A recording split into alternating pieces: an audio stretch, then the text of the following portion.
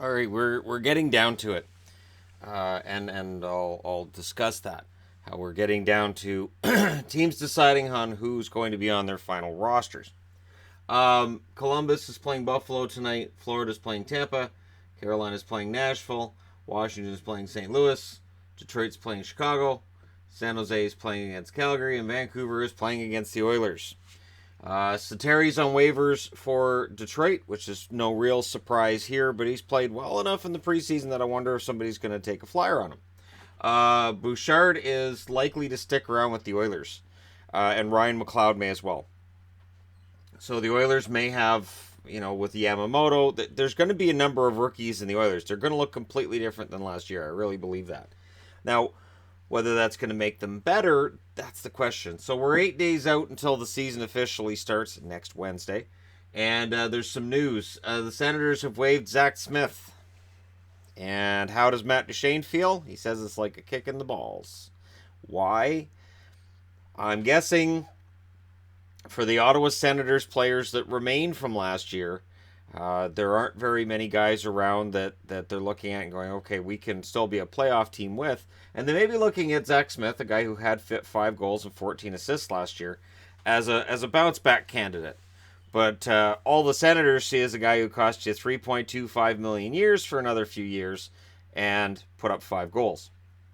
So there's 2 rumors out there. One, that they're just waiving him just to see if anybody will take him, and if nobody does, then they keep him in the lineup. Or that they're waiving him for the purpose of a trade. So he's already been waived. They can trade him. They can retain some salary to get rid of him.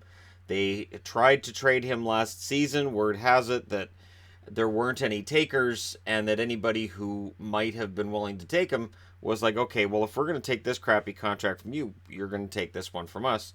And the Senators don't want to take any money back in a Zack Smith trade. And we haven't even got to Bobby Ryan yet. I'm just wondering, is Bobby Ryan right now in the Sens locker room thinking that he's on borrowed time, and what are they going to do with him? Because if they're waiving Smith, they have to at least be thinking about Ryan, or is Ryan going to stick around long term? If at the end of last season somebody had said Bobby Ryan's going to outlast both Erik Karlsson and Mike Hoffman on the Senators, we all would have thought they were crazy. But here we are, and he might outlast Zack Smith. So I'm not sure what they're going to do with Bobby Ryan, but that's another interesting contract, isn't it? Ryan Haggerty signed a 2-year contract with the Pittsburgh Penguins, and they've placed him on waivers. Played well enough during the regular season to earn himself an NHL contract. Now he's on waivers to go to the minors. I don't think he gets claimed. There's a lot of guys on waivers again today. It's 3 days in a row. We've seen a lot of names on waivers. It's just the way things go in the fall. Joel Ward was released from his tryout with the Montreal Canadiens. Almost said Ottawa, because it's a rough time to be an Ottawa fan, or potentially a Montreal fan. Although things have been looking a lot brighter for Montreal in the preseason, not so much for Ottawa. But anyways, Ward got released from his tryout, and that's probably the end of the line for him. On waivers, McCarron's on waivers, Valiev and Shinkarik are on waivers. So that's 2 out of those 3 guys were pretty highly thought of prospects at one point in time, and now that's just done. I would not be surprised to see McCarron get picked up because of his potential bottom 6 upside. I mean, I think the boat has sailed on him being a top-notch top 6 forward, but I think there will be a team out there that sees his potential. He's still young. He's cheap cap hit. I think somebody probably takes a flyer on him. Now, Shinkarik, I think, is just not an NHL level forward, and I think while everybody gave Benning a hard time at the time of the trade for Marcus Granlund, it's actually worked out very well for Vancouver.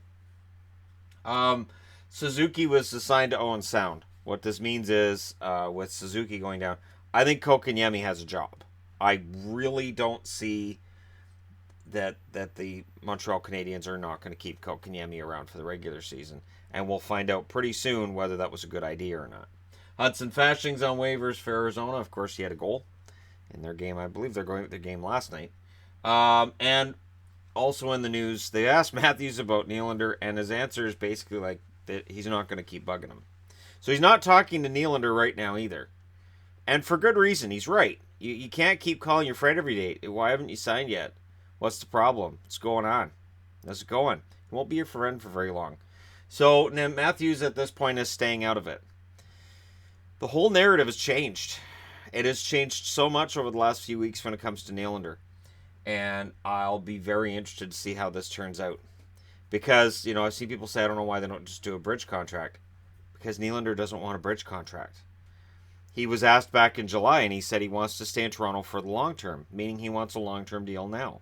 He sees other free agents with similar point totals getting long-term deals. So if Dubas feels like some fans do that, hey, we should just do a bridge deal, that may be the problem. Because Nylander and his agent might be saying, no, we expect to get paid. And it's a job security and a financial security that, honestly, I don't really blame players. If you see a guy who makes the same, puts up the same amount of points that you do, plays the same role that you do, maybe plays less and puts up less points, and he gets a 7 or 8 year contract, you're right to say, he got that. Why don't I deserve that?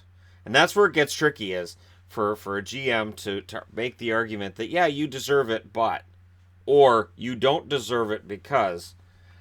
That's where it can get tricky. So we'll see what happens here, but nothing new to report yet.